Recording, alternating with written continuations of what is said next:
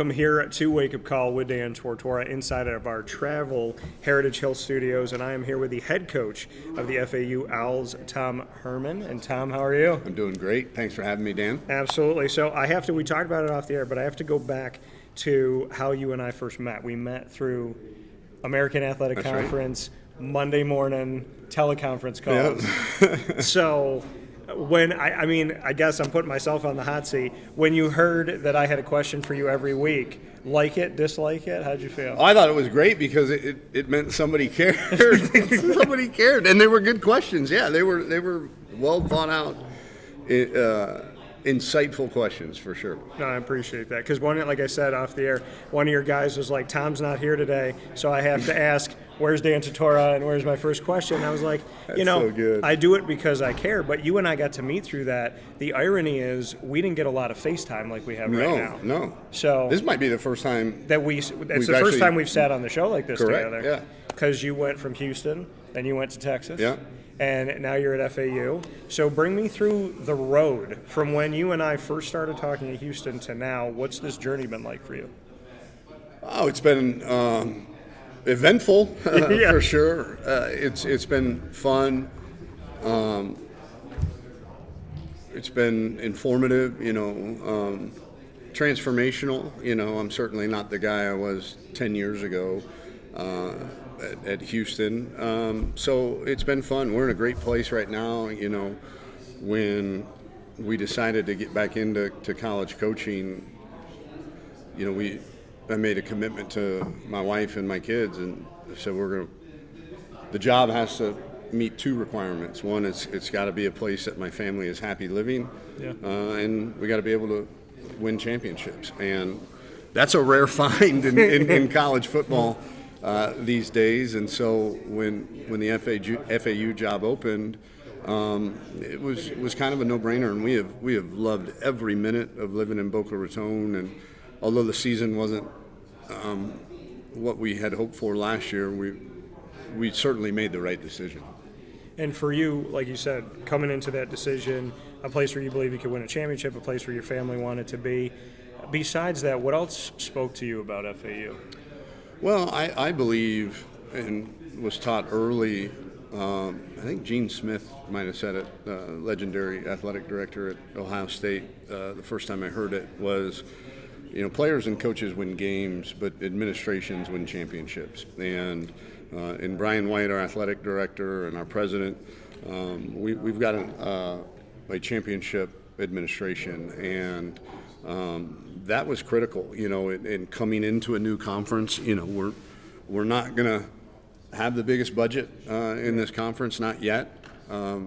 Probably not until we see a full share of that TV money, but I understood that coming in, and I understood how good the American Conference is and was. But I also knew that, let's call it what it is. The three big boys were leaving. The three teams in Houston, UCF, and Cincinnati that had kind of ruled this conference for the last 10 years. And so felt like it was kind of anybody's game, and with the ability to recruit locally the way we can in South Florida, and now with the 12-team playoff, and you win the American Conference, you're pretty much assured a spot in the playoffs. It's been fun to recruit to a university, a stadium that's less than 2 miles away from the white sandy beaches of South Florida. And by the way, if you win the conference, you're going to go play in the playoffs. Yeah, and I've been to your stadium, been down for the Boca Raton Bowl, so I got to experience it recently here, and so many different parts of Florida I've been to. It's the second home of Wake Up Call here for the show and for my company and my family, really. So South Florida and you, with the scheduling and the way that everything's kind of set up, and there's no divisions anymore with these conferences and whatnot, do you feel like there's something there that has meat on the bone for FAU in South Florida? I don't see why it wouldn't. We're the only two schools in our state that play in the conference. So every year that game is going to be for bragging rights in the American Conference, and one of the best football playing states in our union. And so it's a really important game. So whether they say the word rivalry, I know last year we couldn't say it because they didn't want to say it. And you look at the way that they played and cheered in that game, it sure felt like a rivalry. So I would imagine that, because we come across each other so much in recruiting, we come across each other just out and about with the high school coaches, so on and so forth. So what is it? Familiarity breeds contempt, right? And so they may not want to use that word. I'm fine not using that word. I don't care what it is. I just know we want to beat them real bad every time we play them. Yeah. And you're in a conference where there's 3 Owls. I never thought of that. Yeah. So you got Temple, you got Rice, and you have you. And so we need Kennesaw State. So right? And I was talking to Mike Bloomgren, and I said when he does the owl, I said you have to do the owl and you have to point to your chest to let people know. So what do you think of it in that respect? And is there a certain hand gesture or something that you've utilized as a coach to kind of let them know that it's FAU? Little known fact. Yeah. I've coached at two of those 3 schools, having been the offensive coordinator at Rice for 2 years. So maybe when I retire, Stan Drayton can hire me as a consultant, and I can say I worked for all 3 Owls in the American Conference. No, I actually think it's a unique mascot when you think about it.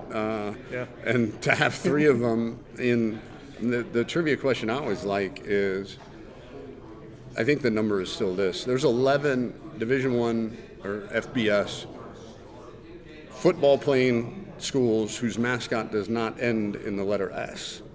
And I think we have 4 of those 11, something like that. Yeah. Yeah. I'll leave you to ponder that one. I'm not going to give you all the answers. I'm pondering now, but with, the time that you and I spoke so many years ago initially to now, back then when we first started talking, there was no NIL. There was no transfer portal. Realignment didn't necessarily make geographical sense, but it also wasn't 2,300 miles away to play a conference game. How do you look at the FBS right now with NIL, with the transfer portal, with this court ruling now of 22%, trying to figure out how schools are going to budget out that money, and realignment has put the Big Ten, which is a Midwest conference, in the West? I mean, there's a lot of things on a coach's plate that weren't on there when you and I talked a decade ago. No, you're right. And what the line from Airplane, I picked the wrong week to stop sniffing glue or whatever. I picked the wrong year to get back into college football. But things have certainly changed in the couple years that I was out. I think NIL, I've been pounding the table to anybody that'll listen for a decade plus that these kids need to get paid more than they're worth. I coached the 2-time Big Ten Player of the Year in Braxton Miller, and this guy's getting called to the carpet in the athletic director's office because he's wearing a $50 knockoff Louis Vuitton belt, and the NCAA selling jerseys for $150 on their website. But this isn't what any of us had intended, this pay-for-play model, which is where we're at now. And so the players do deserve to get paid. They're the ones that are putting their bodies on the line for the entertainment of the masses, and without them, there would be no product. We just have to find a way to, at least within conferences, make it so that if my collective is spending X, I don't have to go play and beat to keep my job a bunch of schools that are spending Y if Y is significantly more than mine. Yeah. Because at the end of the day, it's a player's game. And he with the best players wins the most games. And I think Coach Saban, hell of a coach, but he's a hell of a recruiter too. And if we can compete money-wise in this new era of college football, there is no reason that with our status in the American Conference and a shot at the playoffs every year, our location, I'd like to think our staff provides an unbelievable amount of development in our university. And, it used to be at this level, the one thing that was the hang-up, well, Coach, I can't win a national championship. Well, you certainly can. Probably more so at FAU than the 8th best team in the big. You're going to leave South Florida to go to wherever in the Midwest. I'm not going to say any names that get me in trouble, but to go 6-6, like that doesn't make sense to me. And so if you're going to make from our collective what their collective is going to pay you, and you have an even better chance of making the playoffs here, kind of seems a bit obvious. I know I've got my red and blue shaded glasses on right now, but having NIL, if we can stay competitive, is definitely going to help us. Before we jump into rapid fire here, we get to put each other on the hot seat and have some fun with that. FAU this season, bring us into kind of that leadership, offense, defense, special teams, these guys now that you've got some time under your belt with them, just what you're seeing from this year's specific group.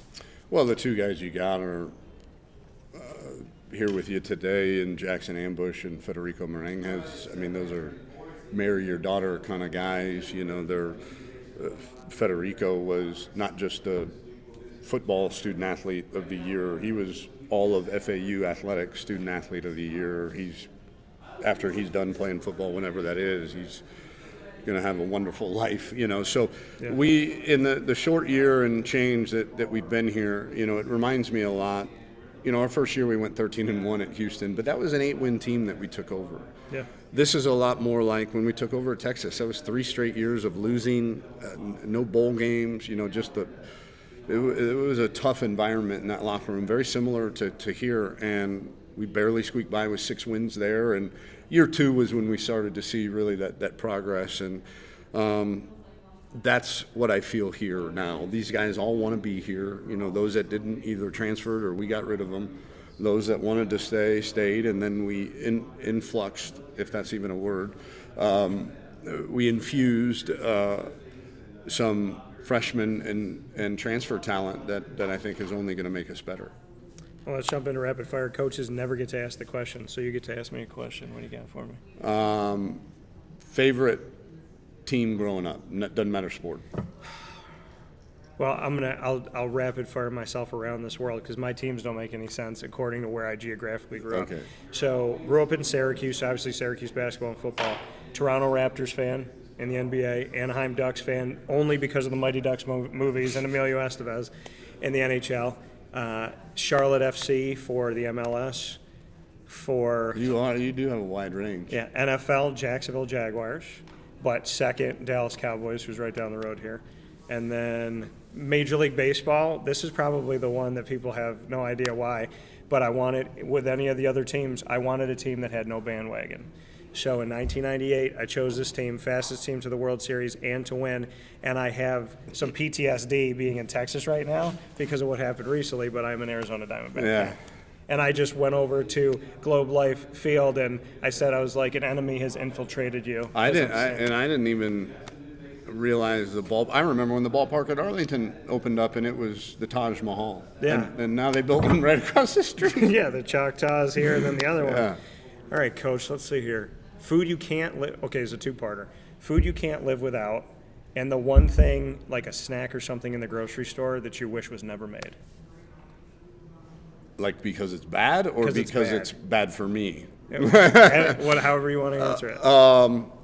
I'm going to go ahead and say food I can't live without would be fajita tacos, and snack food that I just don't understand, almond joy. Like I just it doesn't make any sense to me at all. And oatmeal cookies. Like oatmeal's good for you. Why would you put something that's good for you in a cookie? There's a comedian, Jim Gaffigan, that said, he's like, it was Jeff Foxworthy. He said, if you're going to have a sugar-free cookie, eat vegetables. Amen. Right? I don't want oatmeal in my cookie. I want a cookie to be a cookie. You know? Of everything you said today, these are the sound bites that I'm living with. What's your final question for me? Final question for you would be, why did you decide to be doing what you're doing? Well, first and foremost, I mean, I have a passion for sports, but ever since I was a little kid, like I can remember being little, like 3, I love making people laugh, making people feel seen. I always could walk into a room of strangers and walk out with a ton of friends because I'm not afraid to talk to people. I want people to know that they're appreciated. And I don't know, there's something inside of me that I have this undying want to just tell stories from other people and to share and make my world small in a good way. And when I got into this business almost 21 years ago, I didn't know that honesty was a choice in the media. I didn't know that building relationships was something that wasn't paramount, that it was so much about the story than it was about the person. So I've kind of learned through my journey that the more I've done to connect with people like yourself, the more the rest of the media really loathes me.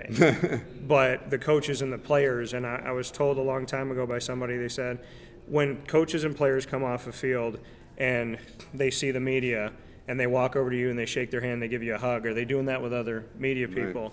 And they said, would you rather break bread with these media people, or would you rather break bread with the coaches and the players? And I mean, I love, like I said, I love making people laugh. I love telling stories, but it's the bond and it's the hope that when you're on a teleconference call for all those years, it's the hope that a coach actually starts to see you as different than the rest of the people out there. So hopefully you did. Well, but I appreciate you doing what you do. I thank you for that. My final question for you, Tom. Oh, shoot. Okay. So you and I are going to be in a movie together. Okay. You have to pick our profession, and you have to pick what the movie's about. Ooh. I'm a comedy guy, so this is going to be a buddy comedy, probably cops, kind of a Bad Boys flair to it, but which one of us is going to know the Bad Boys song? Well, yeah, but more character-wise, like the Brothers and Step Brothers. That's the movie. Okay. There's the ticket right there. I like that. Yes. I can feel that. Dale and Brennan, but as cops. That's good. I was gonna either put us in a Will Ferrell situation, or I was gonna put us in Wedding Crashers 2. Yeah. See, there you go. Tom Herman here. You got to know him in a totally different way, which I appreciate. And Tom, I mean, over the years, if you didn't know this before, I respected you back then, and I'm greatly honored and thankful to your staff that we got the opportunity to sit together finally. Appreciate it, Dan. Thank you for your time. Thank you. Tom Herman, FAU. The Owls at FAU. So what are we doing for FAU? I don't know. We're doing this? We do this, yeah. You do this? Yeah, like okay. It's okay. So this is different than Rice, because Rice is doing it this way. You do it this way. Yeah, those are our wings right here. Yeah, the OK Owls. Yeah. So there you go. Come out and see FAU in Boca Raton and on the road. And for Tom Herman, we appreciate you. Thanks, man.